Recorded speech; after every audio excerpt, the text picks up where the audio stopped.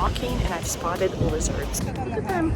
And there's even more up on the hills.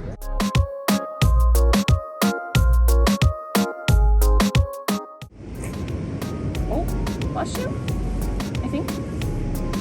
Oh. Like, get off me.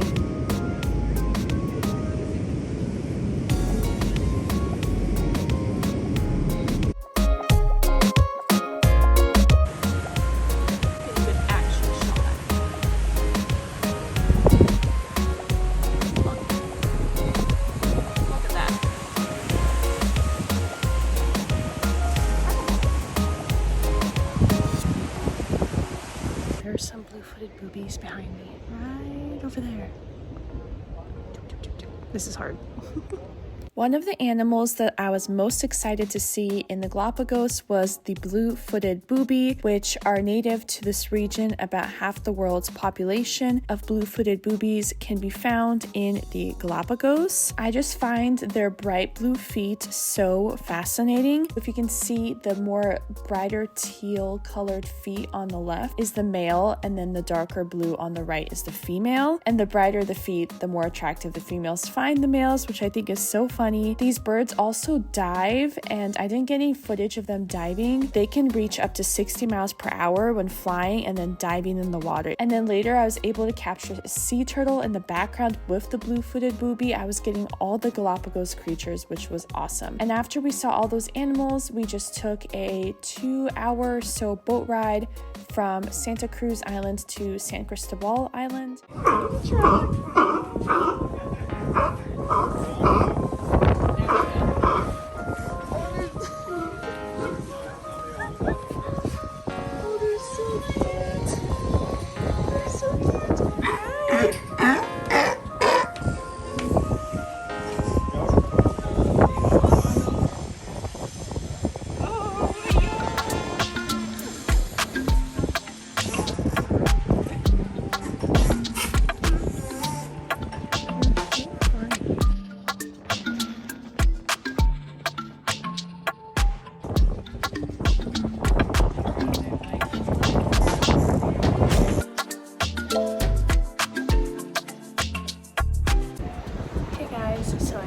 Checked into the hotel in San Cristobal.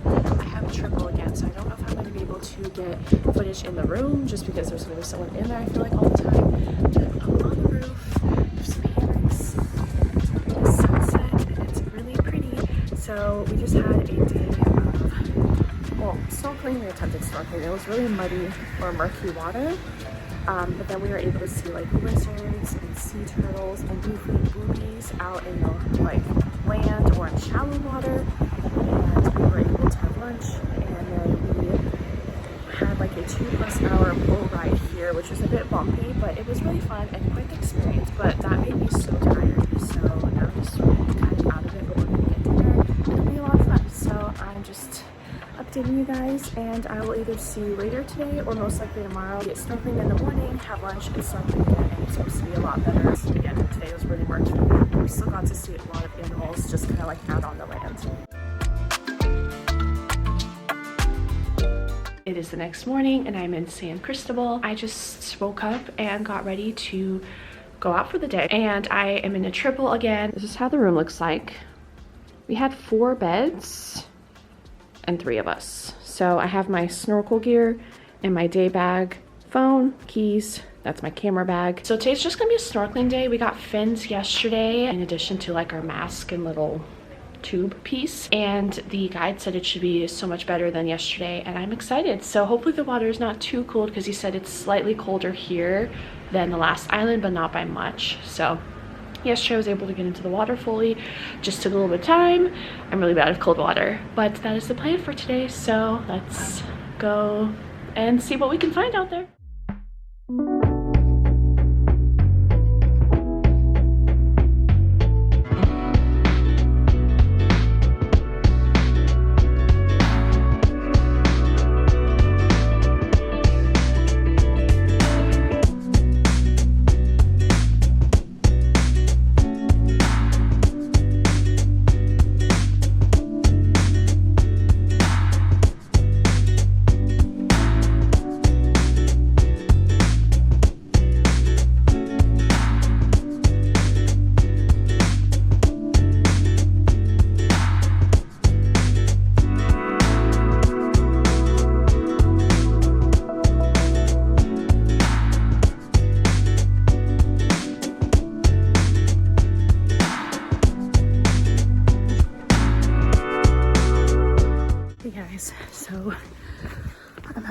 because I'm walking up a trail, but I just went snorkeling. I went twice today. One was more on the beach and there were sea turtles in the water. I've never been around so many sea turtles in my life. I've seen them before, but not that many. There's so many sea lions on the beach. And then we had lunch, we went snorkeling again, and it was off like a rocky path. And it was straight steps and like rocks, and you're in the water. Got a playful sea lion, and so that was really cute. And yeah, it was a lot of fun. Water was cold this morning, but better than expected.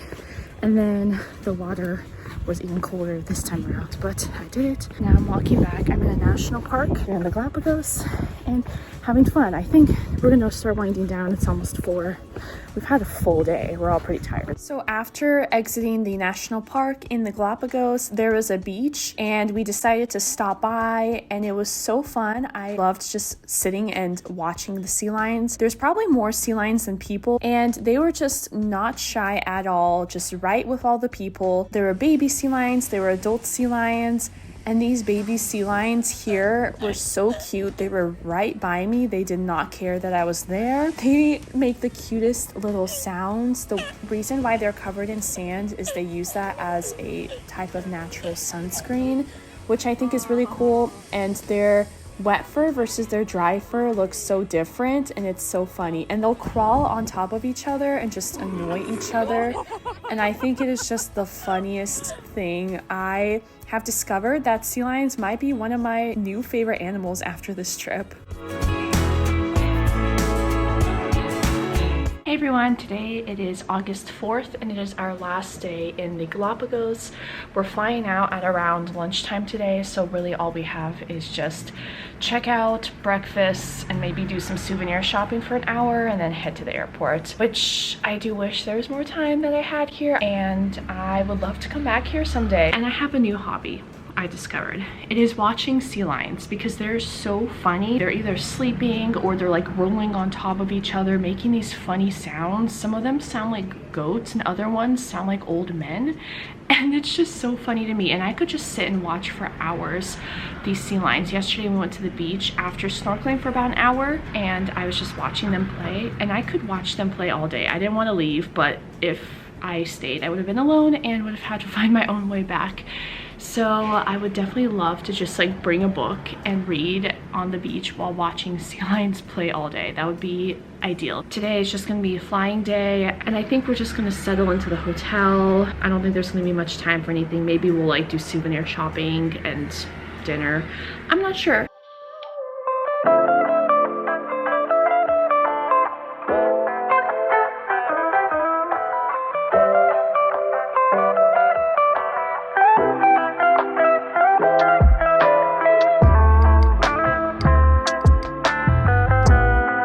Hey everyone, today is August 5th and it is my last full day on my trip, which is crazy. It's one of those classic situations where I feel like I've been traveling for like 6 months, but at the same time it went by so fast. I woke up this morning at the same hotel that I started in here in Quito, Ecuador. I just packed up and now I'm about to go to breakfast, and we have a full day, and I'm not even sure 100% of everything we're doing. I think we're doing like a waterfall hike at some point. We're going to like a souvenir market to get last minute souvenirs. I heard something about like us learning about local instruments and how they're made. I will see you guys later today when something interesting happens.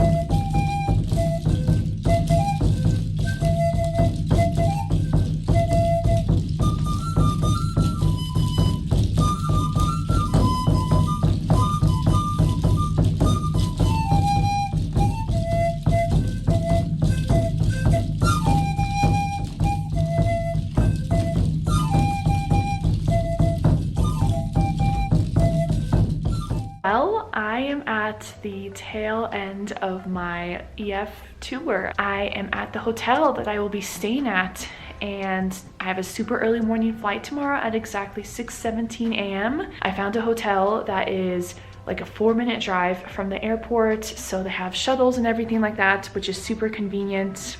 And today is August 5th, and my last day, my flying day, is August 6th. I will say, because I've talked about EF a lot in the past, I still love EF. The flight situation that I've had to deal with them, it hasn't been horrible, but it's been very inconvenient. Going in the future, I feel like I'm gonna just book my own flights, and I recommend, to be quite honest, if you go in the future. I found out like 2-3 days ago that everyone has a red-eye flight to go back home.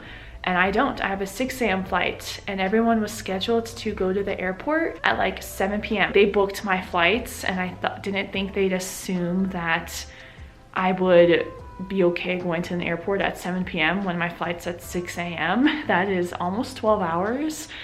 But apparently that was the case. I talked to my tour director. I loved my tour director. He's great. Both tour directors were great.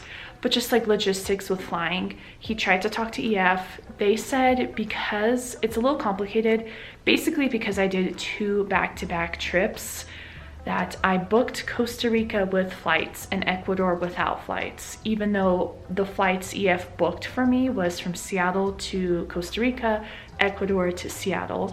I just didn't want to book 2 trips for 2 flights, because I'm not going like Seattle, foreign country, back to Seattle, back to foreign country, back to Seattle, if that makes sense.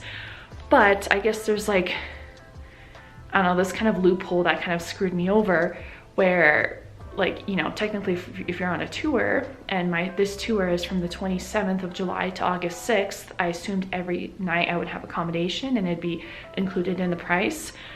Well, because EF is like, oh, you didn't book this trip with flights, we don't owe you accommodation tonight, the night of the 5th, because everyone's flying red-eye. But in reality, they did book my flight at 6 a.m. instead of at like 1 a.m. or midnight like everyone else. So it's been kind of a frustration, and I'm definitely going to try to see if I can get compensated for this hotel room and just like leave a review. But I just want to be honest with you guys, and I would do EF again for sure. I definitely would. But going forward, I feel like I'm gonna see if I can just book my own flights.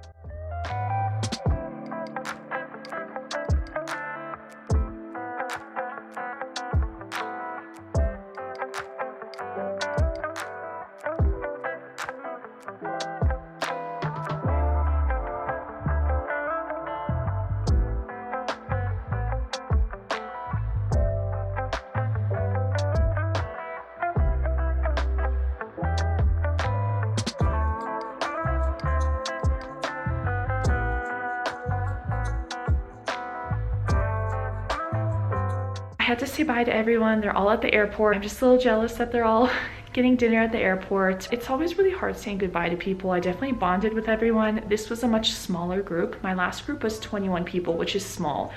This one was 13. And so I feel like the dynamic was just different. I feel like for Costa Rica, I bonded really closely with a couple of people, and then everyone else I was like neutral or good with. Whereas with this trip, I did gravitate more towards certain people, but I feel like overall I just kind of, we all hung out as like a big group. I'm going to show you my room. This is probably the nicest room I've had this whole trip. A giant king-size bed. This is the Wingdam Quito Airport Hotel, about 4-minute drive from the airport, and they have shuttles. And this is a chain hotel, so I've heard of it, but I don't think I've ever stayed in one. And then bathroom, hello, shower. Yeah, really nice. I'm just gonna have dinner straight away, come back, get ready for bed, and like situate my bags so that they're as ready as possible for tomorrow, and then go to bed. And I remember thinking if I go to bed by 10, I can get 5 hours of sleep. It's only 7:30. I'm sure I'll go to bed before 10. Definitely happy with getting a hotel room. And yeah, so thank you guys so much for watching my Ecuador and Galapagos videos. I hope you have a great day or night whenever you're seeing this, and I hope to see you in a future video of mine. Bye.